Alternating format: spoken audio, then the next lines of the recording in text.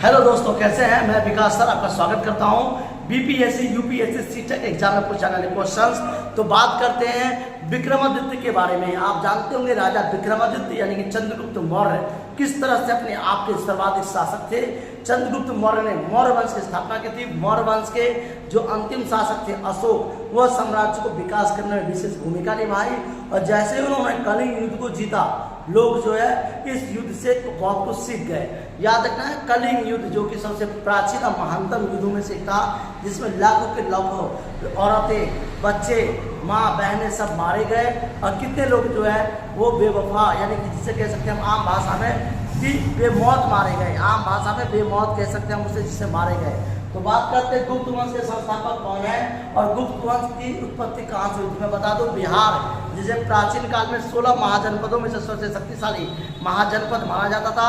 सबसे शक्तिशाली महाजनपद जो है, अगर बात करते हैं 16 महाजनपद है, अंग, कुरु, पांचाल, गांधार, अवंती, तक्षशिला, स्वर्णगिरी, याद रखना है, मल्ल, मत्स्य, इस तरह से 16 महाजनपद है, जिसे महाभारत में भी वर्णन किया गया है। इन 16 महाजनपदों में सबसे शक्तिशाली था, याद रखना है, मगध, जो कि गंगा घाटी के किनारे यानी कि सबसे पहले जो है वो नदी के किनारे, गंगा घाटी के किनारे बसा हुआ था, गंगा नदी के किनारे।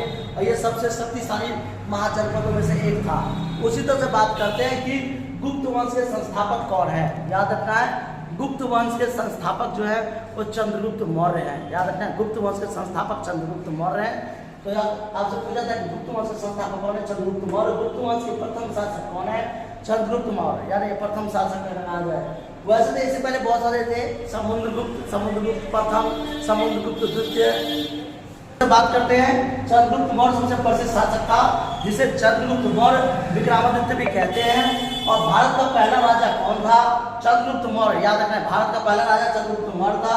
गुप्त वंश की जाति क्या थी? क्षत्रिय जाति थी, जिसे कायस्थ जाति भी कहते हैं। और भारत का अंतिम राजा कौन थे? तो पृथ्वीराज चौहान। अगर आपसे पूछा जाए भारत का अंतिम शासक कौन था, तो पृथ्वीराज चौहान।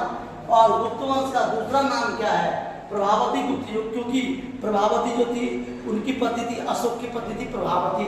और भारत का सबसे बुद्धिमान राजा कौन है? उज्जैन के महाराजा विक्रमादित्य। याद रखना है, उज्जैन के महाराज यानी महाराजा विक्रमादित्य जो थे वो सबसे शक्तिशाली राजा थे। सबसे ताकतवर हिंदू राजा कौन था? पृथ्वीराज चौहान।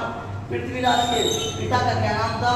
तो पृथ्वी। याद रखना है, धरती के पति कौन है? भगवान विष्णु, जिसे कहते हैं। तो ऐसे कई सारे क्वेश्चन बीपीएससी में पूछ देता है जो आपके इंपॉर्टेंट है। पृथ्वी के माता कौन है? माँ दुर्गा, जिसे माँ दुर्गा कहा गया है। और पृथ्वी किसकी बेटी है? तो महाराजा पृथ्वी की बेटी है।